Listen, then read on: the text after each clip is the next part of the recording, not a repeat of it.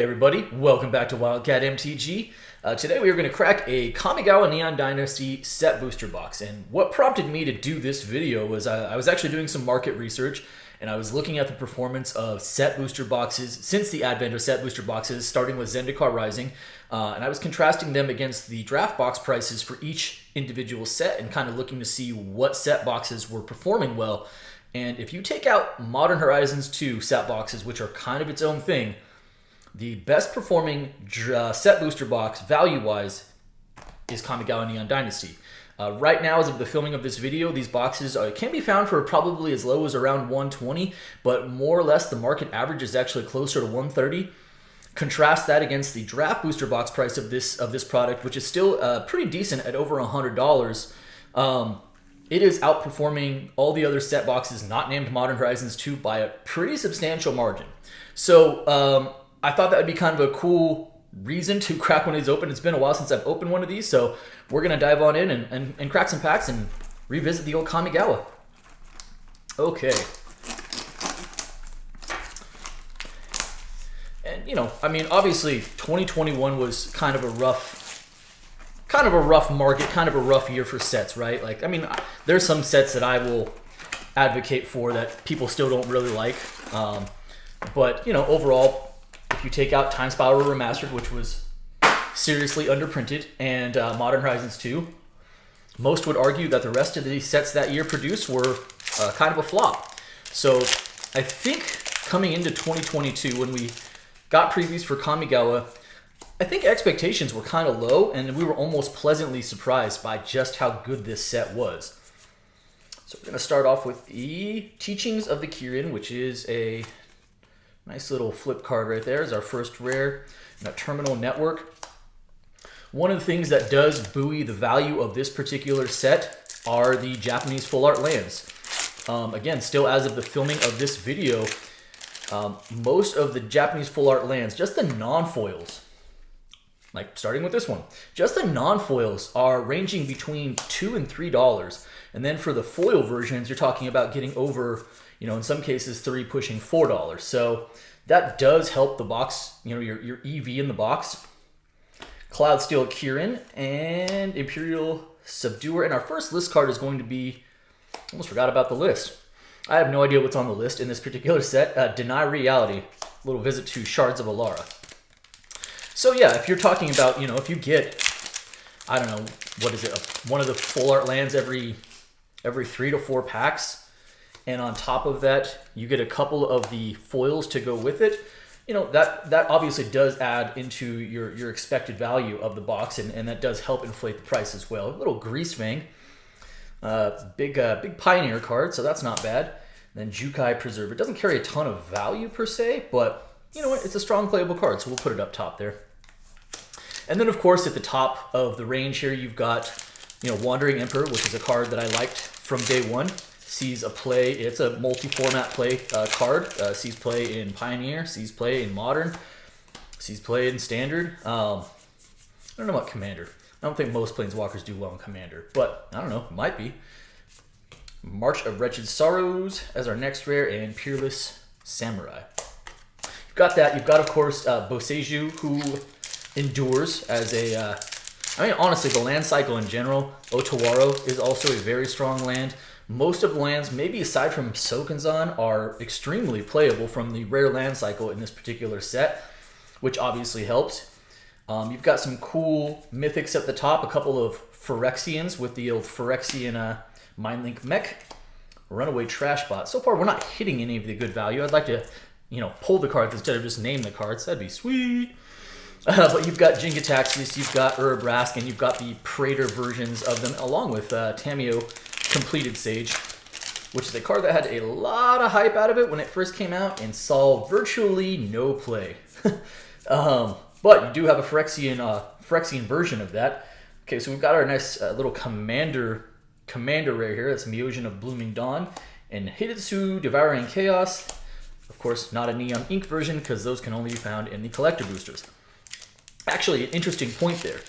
So while the value of these set boxes continues to be pretty strong at, you know, again, current market value between 120 and 130, Meanwhile, with all of the monies rushing towards Double Masters 2022 and a lot of liquidation, and of course, you know, just a state of the, oh, there we go. Well, Jinx Tax. This is not the, of course, the Phyrexian version, but a very strong mythic nonetheless, and one that I'm super happy to pull. I don't know, probably pushing $10 would be my guess right about now. It's been a little while since I looked at it, but that could be right. And foil Life of Toshiro Umezawa.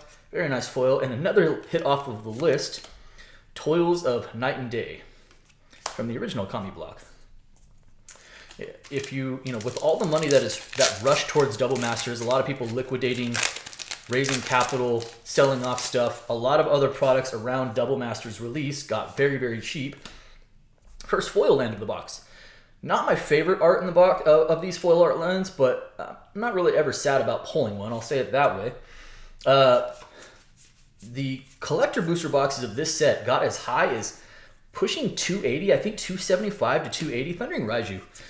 Not a super valuable card, but I actually really like the card. I think it's very playable, so I'm going to put that up there with rares that I like. And, you know, the neon ink chase in Kamigawa was a real thing. Collector booster boxes came out, and they were getting cracked like nobody's business. The prices shot up considerably. They got up to 275, 280. And if you look right now, you can actually find collector booster boxes of Kamigawa for for $195. Eater of Virtue. This is in that that showcase art, which I think looks really cool. Hey, our first rare first land. It is Sokanzan. Again, possibly the least playable, probably the least played of the rare land cycle, but I'm not mad. That's I think all of them are at least decent. Yeah, so you can find the collector booster boxes of Neon Dynasty for, you know, as low as $195 plus tax right now. And you contrast that against a set booster box that is $130. That seems... it was very surprising to see that, considering how well received those boxes, those collector boxes were. We've got Tribute to Hirobi, which of course flips into Echo of Death's Wail, and Shrine Steward. So I would like to see us pick it up in the Mythic category. Again, I'm not really like upset about good old Jin Gitaxias, but it'd be, honestly, I'd love to see a Boseiju. I think that's a no-brainer answer, but I actually kind of need a few of those. I sold a bunch of them, and now I need some more. Behold the Unspeakable, we got Restoration of Iganjo as our next rare. Automated Artificer? There we go, I can say it. That would not be, like, there's some other really strong lands, so, like, I'd be remiss if I did not mention how playable and how much play the Reflections of Kiki-Jiki sees. I think that card's pushing like $15 as a rare. So you've got really strong rares outside of the land cycle. Invoke Justice is our next rare. Crackling Emergence up. And our next list hit is going to be Illusion and Reality. We'll split card from Masks. Kind of cool looking. Kind of cool looking. We should be good for at least, I mean, so far we're at 2 commons and an uncommon. So we should be good for a rare or 2 off of the list. I think there's some decent stuff on there. I do recall that might be one of the things that's also driving the price, because I think Divining Top is on there, although, you know, the list is huge. So Modern Age, Katose the Silent Spider as our rare, and Guardians of Oboro. Yeah, so obviously you've got Fable the Mirror Breaker. That's a $15 card at this point. What else is out there? Farewell. Farewell's a big board wipe, played across a ton of formats. I think that's like close to like a $10 card now or something like that. You've got March of Otherworldly Light, which remains very playable. Our next Commander rare is going to be Myojin of Roaring Blades. Ishin, 2 Heavens as 1.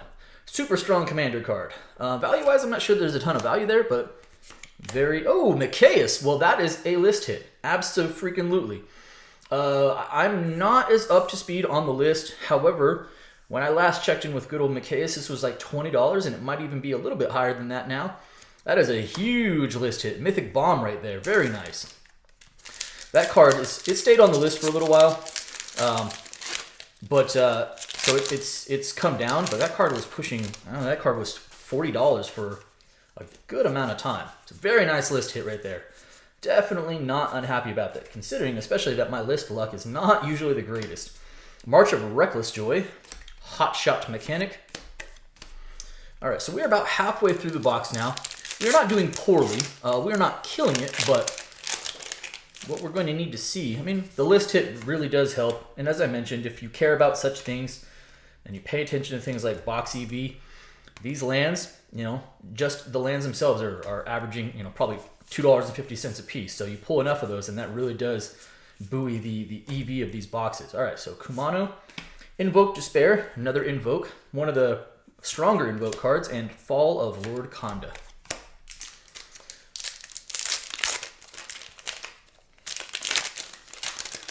Okay.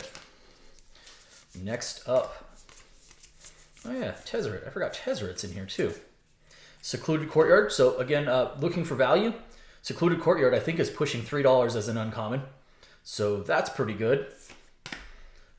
Reckoner. Very nice swamp. This is actually my I know the other swamp is more well received. Actually, I think this is my favorite art of those. Tameshi, Reality Architect. Not a lot of value, but also a very strong card, so I'll put that up there. Golden Tail Disciple. And Vulpine Goliath. 6 for 6/5, looking like it's from one of the old Theros sets. So we are at 3 uncommons, or 3 commons, a common, and of course Micaeus off of the list. These are not the Japanese set booster, so I'm not looking at the tokens because there is no chance of a shrine token. But if you have the Japanese set booster boxes that have the shrine tokens, look for those because those are like $7 a piece. We have a foil, one of these Japanese full art lands. Again, probably carrying value of $3 by itself. Very well received, a lot of play. People really like them. All right, Azusa's Many Journeys, and yes, yes. All right, Wandering Emperor. Strongest hit in the box. I think these are still around $25, $26. Huge hit right there. And a good old foil rare, that is Invoke Justice, which is not, as far as foil rares are concerned, I think that's a card that's actually kind of cool. Not like super valuable, but it's okay. I think it's cool. All right, but Wandering Emperor, let's go. Let's go. That's gonna help. So now between Micaeus, between Wandering Emperor, we got some spicy hits in here. Another cool land. So that's the land I was talking about. This people seem to love this particular swamp, although it is commonly mistaken for a mountain because of the coloring. I actually prefer the other one. All right, moving along. Shokai, hey, Commander Mythic, cool. And actually a pretty, just a very playable, I think, Commander as well. So that's cool. We'll put that up there. March of Burgeoning Life, not the March we wanted to see. I think we've pulled every March except for the March I wanted to see at this point. Like, I know I've seen the red one and yeah, the black one and the green one. So we haven't seen the blue one, but I would like to see the white one. Let's see the Otherworldly Light, please. I'll put the Shokai right there. Cool. All right. Last pack of the middle column. A Weaver of Harmony in that showcase version. A card that I actually thought would see more play than it does, which is virtually none. But as an enchantment creature that also gives other enchantments a buff and copies. Hey, Otawaro, very nice. There we go. That's actually a really strong hit. So this is one of the more expensive rares in the box, or in the set. This is probably about $12 right now, so this is very solid. Yeah, so not bad at all. I actually feel pretty good about this, even if we don't hit a Boseiju. We hit in the last column. We're heading into the last column. Pretty decent box. Yeah, I thought Weaver of Harmonies. When this set came out and that card was previewed, I was like, oh man, that card looks like it could be pretty deadly. Haven't really seen it take off or get too much play, but I still like the card. All right, Befriending the Moths. Invoke Calamity, another card that I actually thought would see a little bit more play than it does, and Merge Keeper as the foil. All right. Wandering Emperor, though, that's very nice. Very, very nice. One of those lands, Japanese full art lands, moving along. Bronze Cudgels, Boseiju Who Reaches Skyward, the Kami War as our next mythic of the box. And, oh, Mirror Box, a second foil rare. This is Mirror Box, a card that I think is kind of cool from a niche perspective long term. So that's nice. And Exposed to Daylight. That is, what is that? Guilds of Ravnica? No, not Guilds of Ravnica. Ravnica Allegiance. All right, so we've got all the commons out of the box from the list. Can we get one more rare and a couple more uncommons? Please? All right. Oh, Saw rare in the back, or excuse me, a foil in the back, which is of course the Go-Shintai, and Air of Enlightenment, Ruthless Technomancer, Reality Chip, nice rare, and Uncharted Haven. Oh, I was actually hoping it was the Courtyard. That would have been actually a pretty decent foil to pull there. Okay, looks like we got about 5 or 6 packs left here. Round out this box. Yeah, I'm not upset. I'm not upset about the mirror breaker. The mirror box though. Again, just from a super niche perspective, Satoru Umezara and Silver Fur Master and that showcase foil. That's kind of cool. I'd love to see a little bit more action from the rares.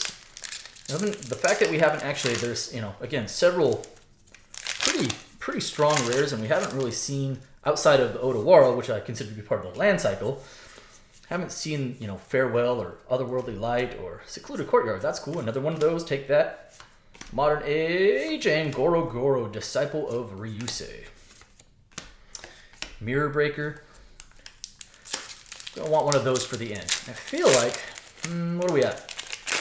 I don't know if the Commander Mythic counts, so maybe we should be good for at least one more Mythic. There is our signed card, if you care about that, which I do not. Okay, Roadside Reliquary, The Long Night, and Mech Titan Core. Meme card, but I love it. I love it. Essence Capture. Okay, 4 packs left. We'll finish this out. Do a little breakdown of the box here. Any magic left in this box? A Blade of Oni, not the Mythic we wanted to see, if I'm being honest. It is a showcase version, pretty cool, but yeah, just not a very strong Mythic. Oh, but there's that! What? What is this? Yeah! Borderless Boseiju. Well, this box is good now. If it wasn't before, this box is definitely good now. Oh my gosh, that is a hit. That is a very strong hit. I don't know, what, 35? Question mark? Huge. Huge, huge, huge. And a list. Oh, hey, Rat Colony. All right. As far as commons go, a card that allows you to play as many copies as you want, those usually have at least $1 or $2 in value, just because there's always those niche decks that will need 10, 15, 20 copies of it. So, all right. Very cool. Right? Yeah, sweet. All right. What a hit on that Boseiju. Oh, my goodness. Yes. Yes, yes, yes. Wandering Emperor and a Boseiju? What? Borderless Boseiju nonetheless. Alright, Michiko's Reign of Truth. Hinata, the Dawn Crown. Very playable card. And, oh, hey, whoa. We got a 3rd foil rare, and this is a showcase foil. Hilariously, it is a showcase version of a rare foil we have already pulled in this box, and that is another Invoke Justice. But these showcase versions, the art is really, really popular on them. Again, I don't think with that particular card it's necessarily a value hit, but again, the art style is very popular, so a foil version of that and a 3rd foil rare, nonetheless, not a bad place to be. I guess I can see why these boxes are holding the value that they are. And another foil land, it again is a forest, and this is like not a very popular forest cycle, but 3 foils, again, if you're calling those $3 a piece, that's $9 right there just from a few lands. Oh, and Tamio! And Tamio! Yeah! Alright! Again, didn't see the play, didn't live up to the hype, but still a very cool card. Very nice. Probably only like $5 or so left, and a Tamio safekeeping. We're keeping her safe. We're keeping it safe. Alright, last pack of the box. And we'll wrap this thing up.